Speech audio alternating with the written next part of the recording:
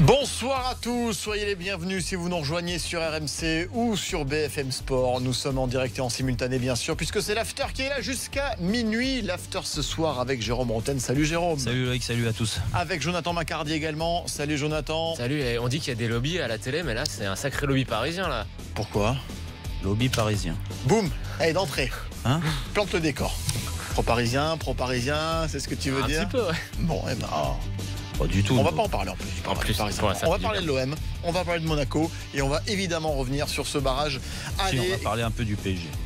J'ai un truc à dire. Ah bah ok, très bien, pas de souci. Je rappelle que 3 s'est imposé 2-1 face à Lorient, début signé Darbion et Nivet pour les Troyens. Le but de Nivet à la 91e alors que c'était Waris qui avait égalisé pour les Lorientais. Match retour prévu dimanche. On débriefe cette rencontre dans quelques instants avec vous au 32-16 bien sûr, supporters troyens, supporters Lorientais. On vous attend, hashtag RMC Live aussi pour toutes vos réactions. À partir de 23h10, on évoquera le cas marseillais de Bafé Gomis, puisque rien ne bouge en tout cas sur ces dernières heures concernant son cas. Vous le savez, il est prêté par Swansea et on ne sait toujours pas s'il sera encore marseillais la saison prochaine. Les dirigeants de l'OM doivent-ils tout faire pour le conserver? Venez nous donner votre point de vue, supporter marseillais, au 32-16. Gros plan également à venir sur la première recrue. Et quelle recrue, nous diront certains du côté de la Belgique? Yuri Tielemans, le vice-capitaine d'Anderlecht, 20 ans,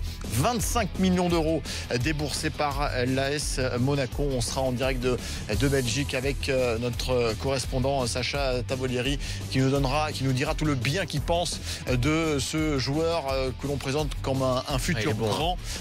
Et voilà. Et très bon. Le problème, c'est qu'on ne le connaît pas forcément très bien pour l'instant en France. On aura quelques éléments supplémentaires grâce à lui. Et puis un gros je m'en fous pas. Plusieurs infos, mine de rien, qui transitent un petit peu partout sur la planète foot, notamment un Francesco Totti qui se refuse à raccrocher définitivement les crampons. Le 32-16 est ouvert. N'hésitez pas, appelez-nous.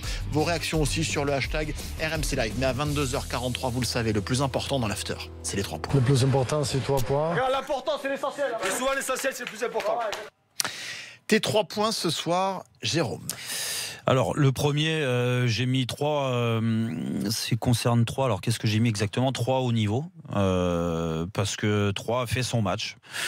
Il y a eu du déchet par moment, on l'a dit, mais au moins, ils sont rentrés dans la bataille. Ils se sont livrés, donnés physiquement en première mi-temps. Il y a eu des bons décalages, à défaut d'être toujours juste dans la dernière passe, mais il a fallu d'une situation où ils ont été justes pour marquer. Ils ont complètement étouffé cette équipe lorientaise en première mi-temps. Après, c'était un petit peu moins bien en deuxième, mais bon, le but de Nivet a fait la différence. Le deuxième point, c'est Nivet qui marque le but, mais avec Darbion, ces deux joueurs-là, on sent que quand physiquement ils sont bien, ils savent faire une passe vers l'avant et il n'y a pas d'équivalent en face. Et c'est quand même inquiétant, c'est que normalement l'équipe de Ligue 1 a plus de certitude, du moins au niveau technique, ils n'ont pas ces joueurs-là. Et à 3, dès que Nivet avait le ballon, dès que Darbion avait le ballon, il se passait quelque chose et j'ai trouvé que leur entente était quand même pas mal. Et puis le troisième point, c'est Lorient, où es-tu? Parce que franchement, la première mi-temps, mais c'est pas digne d'une équipe de foot professionnelle. Je vais même pas digne de Ligue 1, Ligue 2, Ligue 1 et National Pro, c'est pas digne. Quand tu joues la vie de ton club, ça met en péril plein de choses dans les bureaux. Et 0 tir, je crois, en première période.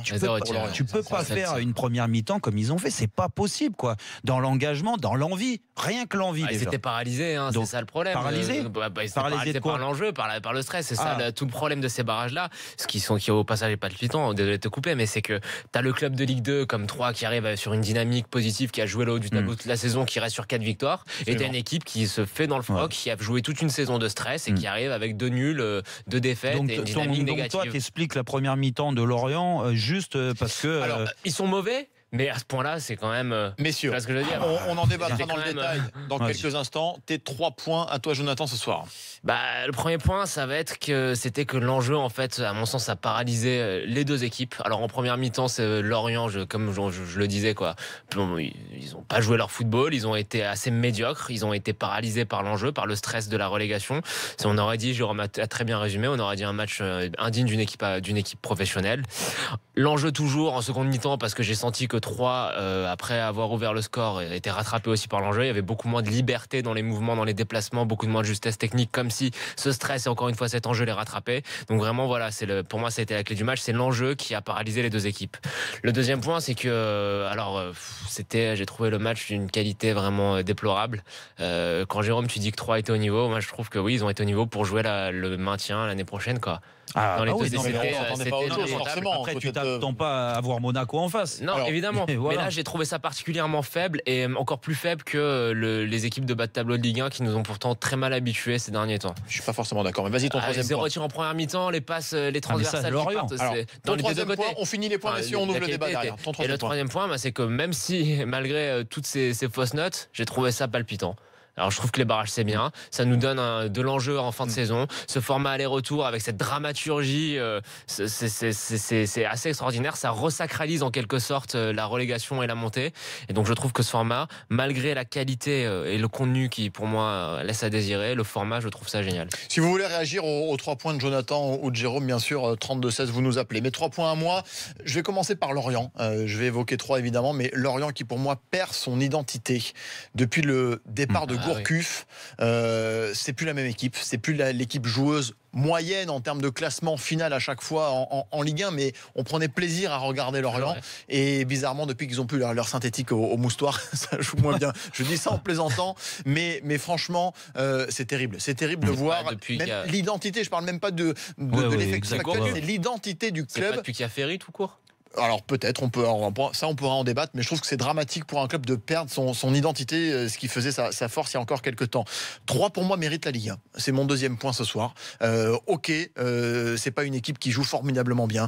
Il y a eu un déchet technique incroyable, mais ce qui m'a plu ce soir chez les Troyens, c'est l'envie, c'est ce côté combatif. Et finalement, évidemment que 3 va jouer le maintien l'année prochaine. Évidemment qu'on leur demande pas grand-chose de plus finalement, mais juste donner de la combativité, montrer qu'ils ont envie d'aller dans l'élite. Rien que pour ça, et vu leur première période, parce qu'effectivement deuxième c'était beaucoup plus compliqué, ils méritent pour moi. Et puis enfin dernier point, Nivet qui est éternel, Nivet qui est exceptionnel, on le dit à chaque fois, il a 40 ans mais il peut avoir 53 ans, ça va être pareil. Je sais pas. On lui souhaite en tout cas. Pas, mais... Il a une telle influence sur son équipe, sur son jeu. Alors il y a un côté inquiétant aussi, d'être aussi dépendant d'un joueur de plus de 40 ans, il y a un côté peut-être un peu inquiétant, mais il est fantastique, il a une hygiène de vie, la preuve, qui est extraordinaire, et je pense que ça fait du bien à tous ceux qui aiment le foot d'avoir encore des mecs comme ça. Tu sais, pour parler de Nivet, là, pour finir sur ton troisième point, Nivet, moi ça me dérange pas que les 3 soient dépendants d'un tel joueur, parce que toutes les équipes sont dépendantes des joueurs de classe. Je suis d'accord, mais peut-être un peu trop là. Voilà, mais non, quand il est au top, il n'y a pas de souci, mais parce que au moindre pépin. Mais parce que 3 n'a pas le budget, ne peut pas avoir des grands joueurs dans toutes les lignes, des joueurs de classe comme lui. Lui, voilà, l'expérience, la technique, ça lui parle. La passe vers l'avant, la petite passe entre les lignes, puis, le redoublement de passe. En première mi-temps, il a montré l'exemple. Je l'ai vu mettre 2-3 semelles plein tibia. Tu vois que le mec, il a envie, quoi. C'est un leader moral et technique. Ça, tu peux pas. Voilà, il est récompensé avec ce but pour l'instant qui envoie 3 en Ligue 1. Il y a Jean Bête qui nous dit sur le hashtag RMC Live, quand je vois Darbion et Nivet, je dis que Roten aurait pu se retrouver avec eux. Quelle feignasse, nous dit Jean Bête. Ouais. Oui. Mais c'est pour ça que, pour mettre... Darbion est plus jeune, il a 33 ans, il me semble, mais Nivet, rester à ce niveau-là, d'avoir... non, mais c'est mentalement, c'est un monstre. C'est un monstre. Puis c'est rigueur au quotidien. Enfin, toi, t'es le mieux placé pour en parler, mais être footballeur pro, c'est un truc de fou. De jouer les matchs le week-end, ça, on peut le faire jusqu'à 45 ans. Mais c'est tout ce qu'il y a à côté. Les entraînements, de se lever, de se faire mal. Parce que les entraînements, il faut se faire mal pour être à ce niveau-là. Et c'est là-dessus que... Moi, je dis chapeau, parce qu'à 40 ans, encore avoir cette envie, t'es secoué par des jeunes de 17-18 ans. Ça fait mal aux fesses de temps en temps, mais lui non, lui il apporte tout ça et franchement moi je dis chapeau, il va re-signer en plus. Oui, a priori une année supplémentaire, ce sera en discussion. Vous êtes nombreux à nous appeler au 32-16 et c'est tant mieux, on vous en remercie. Adrien est avec nous, supporter troyen. Salut Adrien. Bonsoir à toute l'équipe et bonsoir à Roten, Jérôme Roten, ancien joueur de l'Estac. Je présume que tu dois être content de ce résultat de Salut Adrien. Oui, bien sûr. Après, j'essaie d'être objectif parce que c'est le but. Mais bon, voilà, c'est mon cœur penchait plus d'un côté, ça c'est sûr. Mais il faut pas dénigrer Lorient pour autant. Qu'est-ce que tu retiens ce soir, Adrien? Deux mi-temps totalement différentes. 3 à la première mi-temps méritaient le 1-0. Par rapport à la seconde mi-temps, Lorient mérite le nul, voire la victoire. 3 était beaucoup de déchets techniques et Lorient a montré plus d'envie. Ça va être compliqué au match retour. Mais ouais, c'est surtout, c'est même pas une question d'envie. C'est Jonathan qui disait dans son troisième point, qui parlait de 3, tu vois, de la deuxième mi-temps et tout ça. Moi, je pense pas que ça soit préparé, qu'ils aient voulu faire ça. C'est que surtout physiquement, c'est pas le même niveau. Même si tu joues une équipe lorientaise qui est pas exceptionnelle. Voilà, avec l'engagement, le rythme qu'ils ont mis, les Troyens en première mi-temps, ils l'ont payé en deuxième. Et j'avais vraiment la sensation que certains joueurs n'arrivaient plus à revenir, n'arrivaient plus à avoir le geste juste. J'ai trouvé au contraire, j'ai trouvé qu'ils osaient beaucoup moins, qu'il y avait beaucoup les latéraux montaient moins, les passes étaient beaucoup moins précises. Ouais, mais pourquoi? C'est un peu des deux, mais parce qu'il y a de la fatigue, ça c'est sûr. Effectivement, il y a le physique et comme vous disiez tout à l'heure, avant que je passe à l'antenne, dépendant de Benjamin Nivet. Et à 40 ans, tenir un match plein comme ça, c'est compliqué. Ouais, c'est sûr. Et il est quand même là à la fin de son match. C'est quand même lui qui met le deuxième but et le but de la victoire. Mais et puis il est bien impliqué sur le premier aussi quand même. Donc, mais c'est vrai que là d'ailleurs que ça soit pas lui qui le mette. C'est vrai. Mais c'est vrai qu'on peut mettre à travers laisser Benjamin Nivet. Alors ça a donné raison à Garcia parce que c'est lui qui marque à la fin. Mais Darbion il le sort parce qu'il est cuit. Mais le choix il est pas bon. Le choix il est pas bon parce que tu sens vraiment que quand tu sors d'Arbion, tu sors quand même un mec qui est capable de mettre le pied sur le ballon, d'essayer de faire ressortir le bloc. Et tu fais rentrer Thiago. Et Thiago qui est un vrai, je le connais bien, on a joué l'un contre l'autre, qui est un vrai numéro 6 devant la défense, voire défenseur central. Il n'a pas fait une passe vers l'avant et il a mis les joueurs de 3 qui étaient déjà fatigués en grande difficulté. Et au lieu de dans ce changement-là, essayer de stabiliser son milieu de terrain, parce que c'est ce qu'il a voulu faire, il s'est dit je vais renforcer avec Thiago. Il s'est cagué dessus. Il a failli le prendre dans la tête, Garcia, parce que à un partout, on voyait plus Lorient marqué que 3. Adrien, t'es confiant malgré tout, malgré ce but encaissé à l'extérieur pour Lorient? Vaut mieux au match retour mener 2-1 qu'un partout, mais après si je me base que sur la physionomie de la seconde période, parce que le physique tout et tout, le match retour va être compliqué. Et après par contre, si je me base sur la saison entière, 3 mériterait la montée en Ligue 1, que quant à Lorient mériterait la descente. Après on réattaquerait sur la légitimité entre guillemets de ces matchs de barrage. Est-ce qu'un 18e mériterait de pouvoir se maintenir ou pas? Donc ça c'est autre chose. Oui, ça c'est presque une question philosophique là, effectivement. Merci Adrien, en tout cas pour ton appel. Vous êtes... Vas-y, rapide. Si possible. Est-ce que j'ai un maillot de Jérôme Roten qui date des années? Est-ce qu'il y a moyen que je l'envoie et qu'il me le dédicace? Ouais, pas de problème. Quand tu dis des années, c'est quel club? 3. Ah oui, 3, voyons. D'accord. À l'époque, on jouait à la Coupe d'Europe, c'est ça? Tu prends combien pour ça, Jérôme? Je prends rien, mais pour les supporters comme ça, c'est une passion le football. Il faut savoir redonner. Comme quand tu as été à Glasgow. Mais tu peux pas. Ouais, exactement, c'est une passion. Exactement. Merci Adrien en tout cas. Bonne soirée. Salut Adrien. Salut. Et à très bientôt. On va prendre également Valentin, qui est supporter lorientais. Il y a Florian et Mamar qu'on va prendre également dans quelques instants. Valentin, qui est forcément dégoûté après cette rencontre. Salut Valentin. Bonsoir. Dégoûté, c'est le mot après la prestation des Lorientais? Je suis dégoûté de la saison complète. Si notre président n'avait pas eu des oursins dans les poches, il aurait sûrement pris un vrai entraîneur et puis on n'en serait pas là. Parce que là, le football, il a pris une claque ce soir quand même. Le football, il a pris une claque. Si ce soir on peut marquer un but, c'est juste parce que 3 a reculé, sûrement. Outre que le physique pris par l'enjeu, peut-être de se voir mener, peut-être qu'ils ont été surpris aussi de la faiblesse de l'équipe qui avait en face. Non, c'est triste cette histoire. Tu es d'accord avec Jonathan quand il dit que l'enjeu a pris le pas sur tout le reste, là, notamment pour Lorient, un peu pour Troyes aussi? Oui, bien sûr. Bien sûr que l'enjeu a pris tout le reste, mais l'enjeu, nous, pourtant, ça fait 10 mois qu'on combat cet enjeu-là. Ah oui. Donc, les joueurs devraient être dans cette dynamique-là. Les matchs devraient être préparés dans cette dynamique-là. Après, quand on voit qu'on est obligé de se reposer sur Meslou pour bouger le jeu, ça fait peur, quoi. Et par exemple, le petit Cabot en première mi-temps, c'est pas un mauvais joueur. Et là, il est même un bon joueur. Mais il a été atroce. Atroce. Même ses coups de pied arrêtés étaient infects. Ouais, mais encore sur Cabot, moi je peux comprendre ta réflexion parce que Cabot il revient à 3. C'est jamais simple de revenir dans le club qui t'a fait éclore au plus haut niveau. D'accord, Cabot, ok, mais les autres, jamais.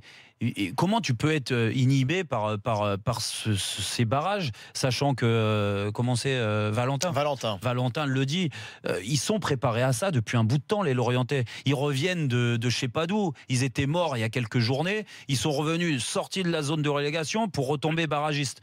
Et putain, mais montre au moins de l'envie, de la niaque. Ouais, je suis d'accord. La peur, ça doit pas exister avec le haut niveau et dans n'importe quel sport. Si t'as peur, et alors il faut aller jouer en CFA. Comment t'expliques que les barrages à chaque fois tournent en faveur, enfin 80-85% du temps ça tourne en faveur. Ça, tu l'expliques sur la dynamique, la dynamique de club. Tu peux comprendre parce qu'il y a quand même un club entre les deux qui a plus à perdre qu'un autre. Je pense que l'avenir de Lorient est plus en danger en Ligue 2 que Troyes en restant en Ligue 2. C'est ce que je veux dire. Plus de pression et que tu as une équipe composée de joueurs moyens, toutes moyens, la pression transcende les bons joueurs, je pense. Mais les joueurs moyens, ça les dans abrutit. quelques instants avec Jérôme, avec Jonathan, avec vous tous. Valentin, Florian, Mamar, si vous voulez nous appeler, appelez-nous 32-16. Si vous sortez du stade de l'Aube, n'hésitez pas, l'after est là jusqu'à minuit. On va évoquer également le mercato avec le cas Gomis à l'OM. Est-ce que les dirigeants marseillais doivent tout faire pour le conserver? Et présentation complète de Youri Tielemans, la première recrue de Monaco cette intersaison. L'after est là jusqu'à minuit. À tout de suite.